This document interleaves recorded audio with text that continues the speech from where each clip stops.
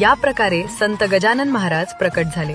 सन 1878 मध्ये शेगाव येथे एका सावकाराच्या घरी अन्नदान सुरू होते. अन्न भरपूर होते, पण त्याचबरोबर अन्नाची नासाडीही मोठ्या प्रमाणात होत होती. तेव्हा त्या ठिकाणी एक तेजस्वी तरुण प्रकट झाला. त्याच्या हातात एक चिलीम आणि अंगावर एक साधी शाल होती. तो जमिनीवर पडलेले उष्टे अन्न ग्रहण करत होता. हे दृश्य पाहून सावकाराच्या मनात अस्वस्थता निर्माण झाली. त्याने त्याच्यासाठी अन्नाचे एक ताट आणले, परंतु त्या तरुणाने ते अन्न नाकारले आणि जमिनीवरचे अन्नच स्वीकारत सावकाराला सांगितले, ज्या घरी अन्नाची नासाडी होते त्या घरी कधीही सुख आणि समृद्धी नांदत नाही. हे शब्द सावकाराच्या हृदयात खोलवर रुतले आणि त्याला आपली चूक समजली. हा तरुण दुसरा कोणी नसून श्री दत्तांचे अवतार श्री गजानन महाराज होते. याच दिवशी त्यांनी शेगाव मध्ये अवतार धारण केला. तेव्हापासून लोक त्यांची पूजा करू लागले आणि त्यांना प्रिय असा भाकर पिठलं आणि मोदकाचा नैवेद्य दाखवू लागले. म्हणूनच हा दिवस श्री गजानन महाराजांचा प्रकट दिन म्हणून साजरा केला जातो. या वर्षी 8 फेब्रुवारी रोजी महाराजांचा पवित्र प्रकट दिन सोहळा येत आहे. म्हणून आपणही या दिवशी महाराजांचे स्मरण करून आणि सदाचाराच्या मार्गावर चालून